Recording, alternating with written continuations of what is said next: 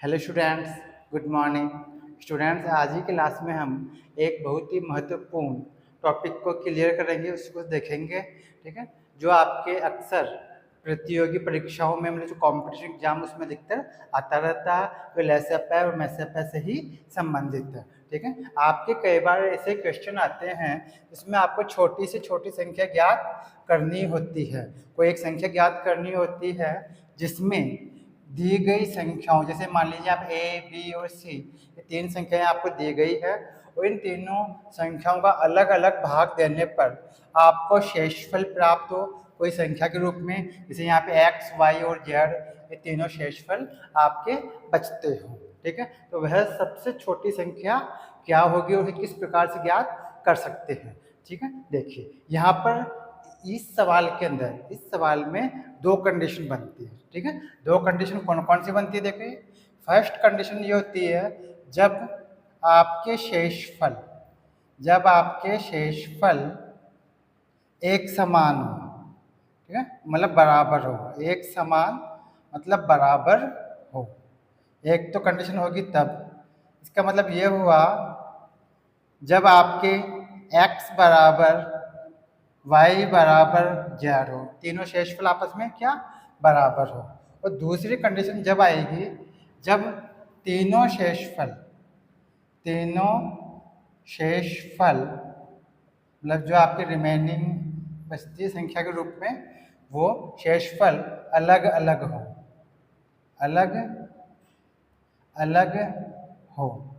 मतलब x not equal to Y और y not equal to Z, मतलब ये तीनों शेषफल अलग अलग हो सकते हैं, या हो सकता दो आपस में मिल रही हो और एक आपका अलग हो। ठीक है, तो तीनों शेषफल आपके अलग अलग हो तब हम वह सबसे छोटी संख्या किस प्रकार से ज्ञात करेंगे?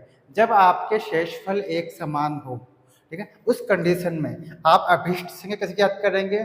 जब हम अभीष्ट संख्या जो आपकी सबसे छोटी संख्या है वो किस प्रकार ज्ञात करेंगे? एलसीएम ज्ञात करेंगे ए बी और सी का। ठीक है, ए बी और सी का पहले हम एलसीएम ज्ञात करेंगे। लिखेंगे यहाँ पे ए बी सी का एलसीएम, इसका एलसीएम ज्ञात कर लेंगे और प्लस फिर उस एलसीएम के अंदर आपके तीनों शेषफल जो बराबर है, जैसे मान लीजिए शेषफल आपके 8 बचता है या 16 बचता है या 12 बचता है, जो भी आपको दे रखा है उस शेषफल को इसके अंदर हम ऐड कर देंगे प्लस शेषफल जो कि आपका तीनों कंडीशन में बराबर होगा, शेषफल को हम ऐड कर देते हैं। अभी इसका हम क्वेश्चन लेके देखेंगे, एग्जाम्पल लेके देखेंगे भी। ठीक है, तो इस तरह से हम अभीष्ट संख्या ज्ञात कर लेंगे, तीनों संख्याओं का एलसीएम ज्ञात करके उसमें शेषफल जोड़ देते हैं। लेकिन अगर आपके तीनों शेषफल अलग अलग हो, ठीक है, आपके तीनों में एक ही शेषफल नहीं बचे, तब हम सबसे छोटी संख्या किस पर ज्ञात करेंगे?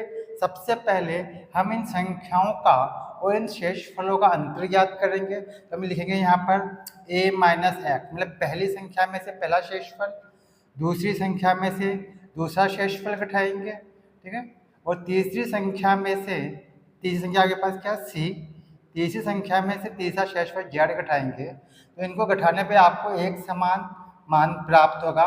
मान लीजिए आपको k प्राप्त हुआ। कितना प्राप्त हुआ आपको? k प्राप्त हुआ। ठीक है, प्रत्येक संख्या में से उनका जो शेषफल बच रहा है, जो आपको दिया हुआ शेषफल, उसको हम माइनस कर देंगे तो आपको बराबर मान प्राप्त होगा। मान लीजिए यहाँ पे k मान प्राप्त होता है, तब हम अभीष्ट संख्या कैसे ज्ञात करेंगे? जब आपको संख्या ज्ञात करनी है, ठीक है, वो हम ज्ञात करेंगे किस तरीके से? अभीष्ट संख्या इक्वल टू हो जाएगा एलसीएम, ठीक है, मतलब ए बी सी का एलसीएम, ठीक है, माइनस के, इसमें जो के की वैल्यूज को हम माइनस कर देंगे। इस तरह से हम सबसे छोटी संख्या ज्ञात करेंगे। अब इसको हम एग्जाम्पल के जरिए समझते हैं। हम देखिए यहाँ पे दो कंडीशन है, पहले हम यहाँ पे फर्स्ट कंडीशन देखेंगे, फिर हम देखेंगे ये सेकंड कंडीशन। ठीक है, देखिए साफ कर देते हैं, इसको नोट कर लीजिए आप चाहे हो तो। अब देखिए हम फर्स्ट जो कंडीशन है उससे संबंधित एक एग्जाम्पल लेते हैं पहले, देखिए। ठीक है, वह सबसे छोटी संख्या ज्ञात करें, वह सबसे छोटी संख्या ज्ञात करें, संख्या ज्ञात करें जिसमें, ठीक है, जिस संख्या में, जिसमें 10 मतलब 10, 12, 12 और 15 का भाग देने पर, ठीक है, भाग देने पर प्रत्येक दशा में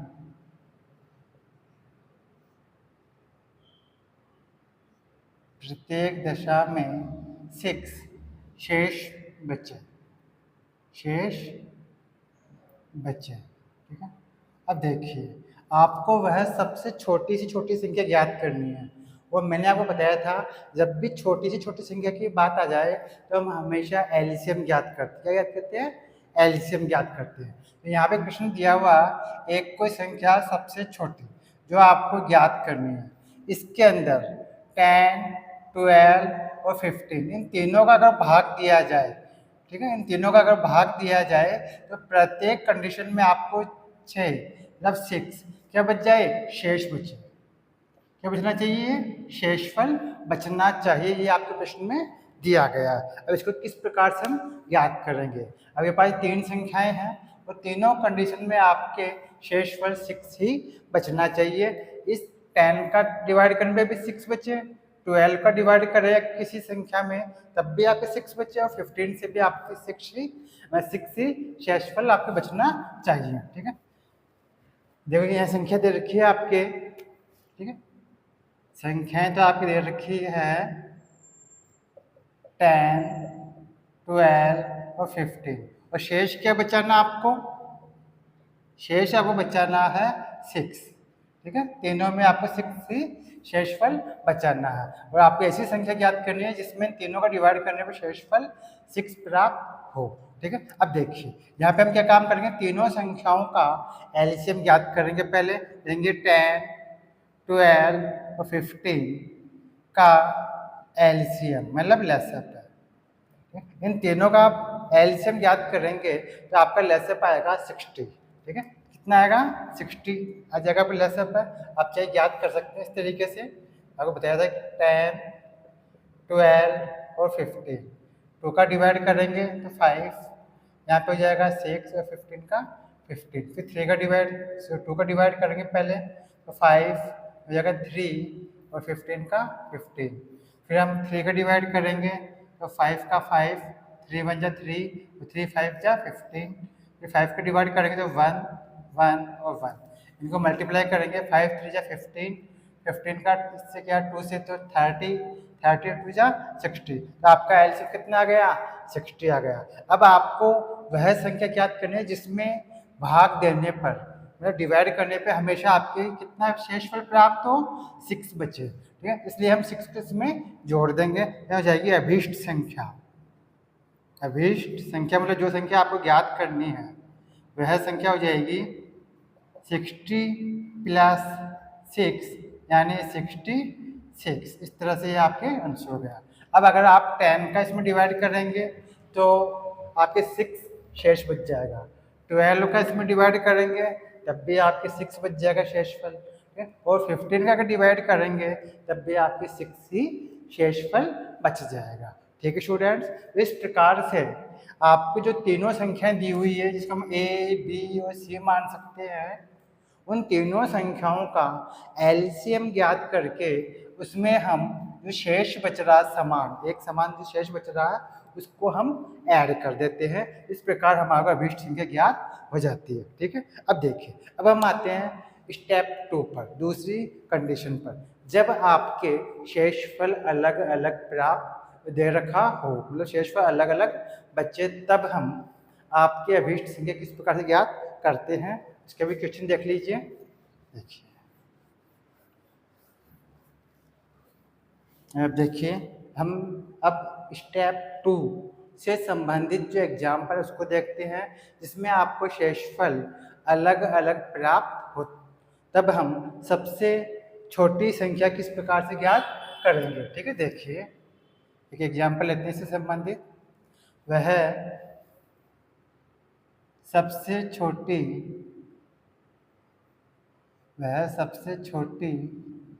संख्या क्या होगी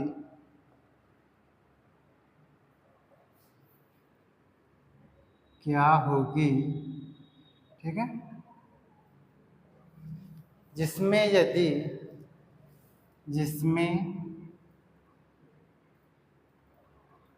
यदि 10, 12 और 18 से भाग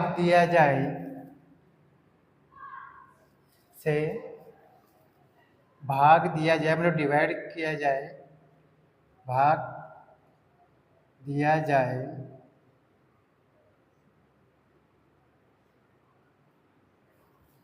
तो शेषफल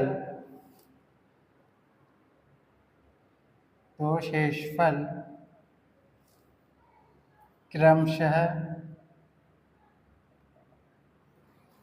6, 8 और 14 बचे। 6, 8 और 14 बचे। ठीक है, आपको ये शेषफल प्राप्त होने चाहिए। ठीक है, मान लीजिए आपको ऐसी संख्या ज्ञात करनी है, कोई संख्या जो आपको ज्ञात करनी है, इसमें अगर 10 का डिवाइड किया जाए, 10 का डिवाइड करें तो आपके 6 बचे, 12 का डिवाइड करें ठीक है तो आपके 8 शेषफल बचे, और 18 का डिवाइड किया जाए तो आपके 14 शेषफल बचना चाहिए।